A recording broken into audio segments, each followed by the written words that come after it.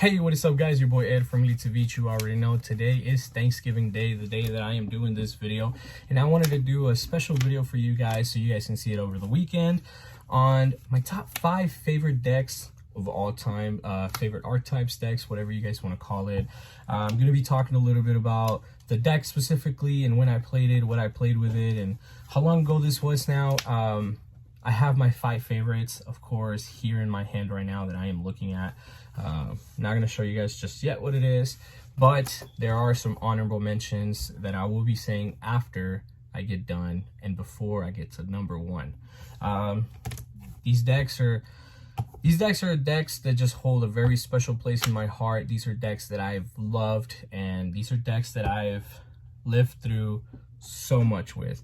And it's the craziest thing ever. I've very much enjoyed playing these decks. It's just the coolest thing ever. But without further ado, let's go ahead and get into it.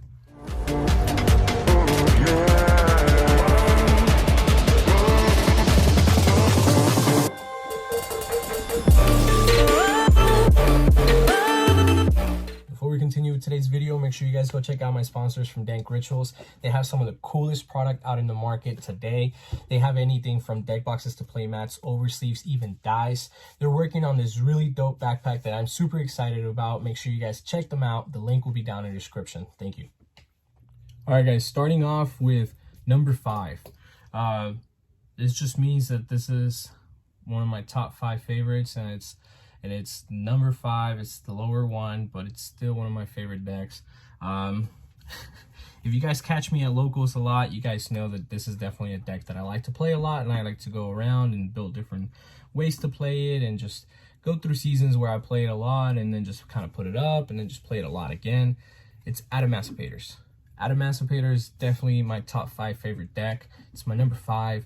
I like it a lot. It's an interesting strategy, and I'm very sad that it didn't have the opportunity to be a top contender at a whole meta because COVID had happened and YuGiOh kept on going and Konami kept on going, and then it just killed the deck. It was kind of crazy. I really wish that we would have had actual tournaments with this deck, because I'm pretty sure if that would have happened, a lot more people would have played this deck, and it would have been so much fun.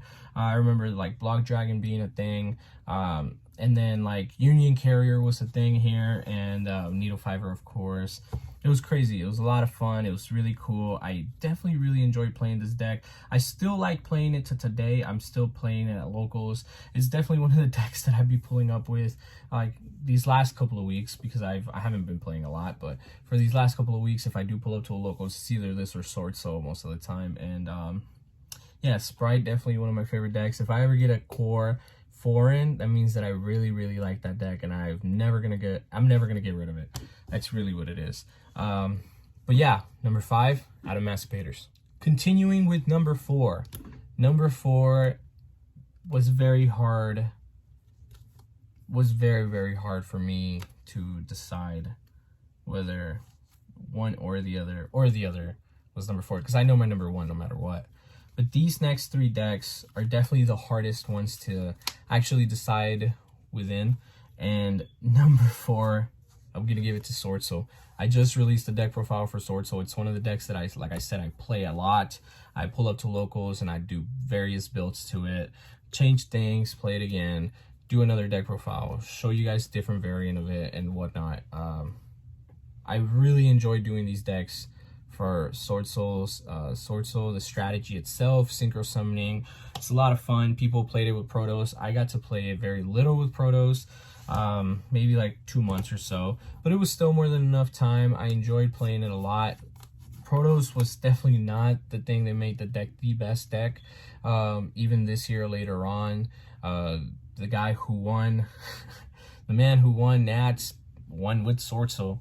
So you guys know that Swordsoul is a really good deck, and it's one of the best decks. It's one of my favorite decks of all time. Number 4 for it at this moment, but let's go ahead and continue.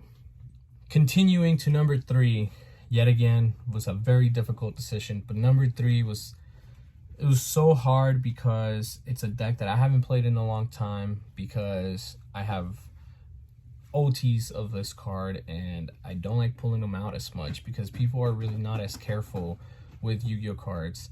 I just realized yesterday, like my Moyi, one of the corners was torn into, so like my sleeve was like split, and then my corner card, it got slightly jabbed, whatever you guys want to call it.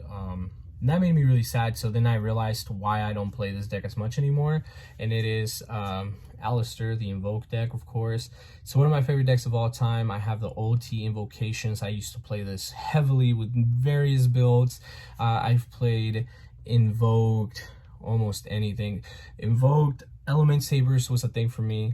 Invoked True Draco, Invoked Mech Knights. There's just so many various builds that I've had for Invoked, and I've thoroughly enjoyed playing it throughout the years. You guys, there's probably a million deck profiles on this channel that you guys can see.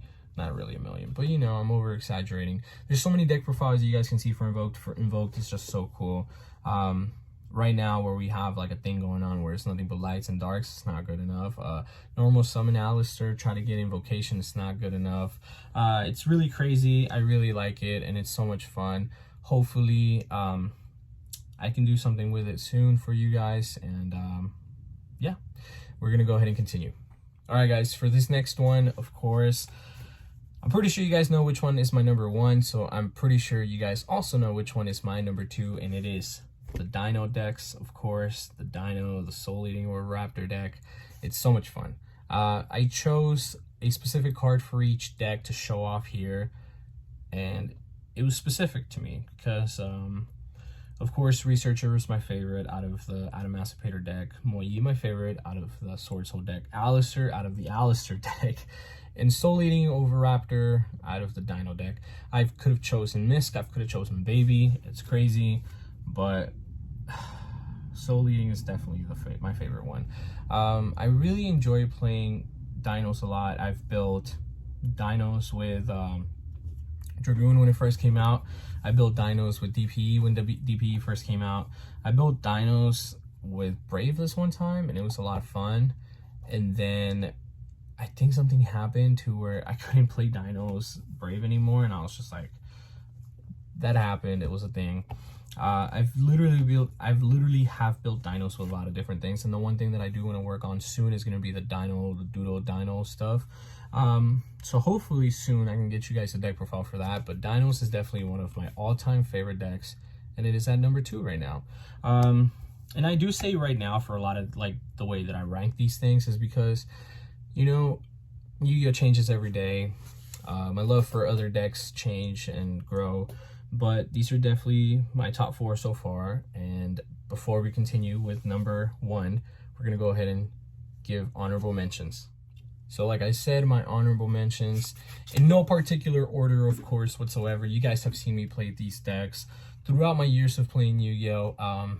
There's so many other decks that I really enjoy. There's just so many different things that I love about Yu-Gi-Oh, and it's so cool, it's so fun. It's one of the reasons why we all, not just me, we all invest so much money into this game. And I really can't explain it, but Tri-Brigade is one of those decks. Tri-Brigade has to have its honorable mention. This was the first deck that I used. It was Tri-Brigade DPE to get an invite to Nationals. I like Tri-Brigade a lot.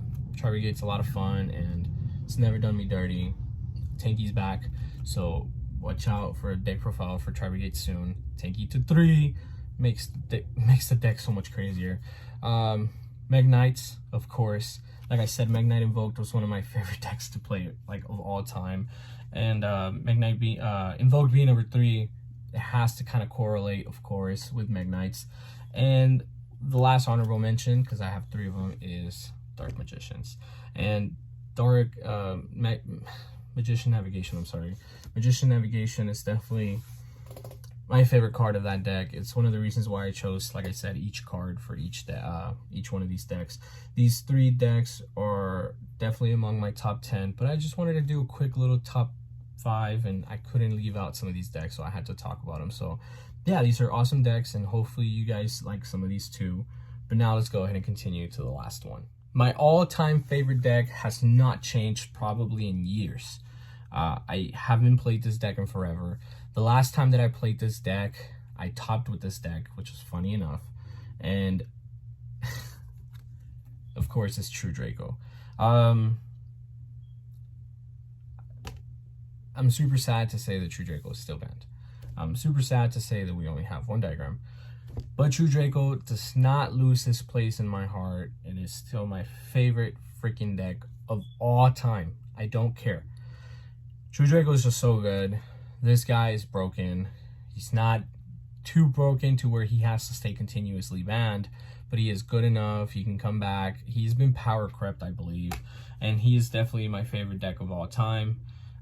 True Draco is just so much fun. It's a bunch of floodgates and it's control YuGiOh, whatever, but it's fun. And that's what I first played a lot more of whenever I first started playing YuGiOh. And as you guys can tell later on, you know, True Draco was like my first deck, and then like Alistair after that, and then the rest of the decks that I played after that were a lot more combo than control, right?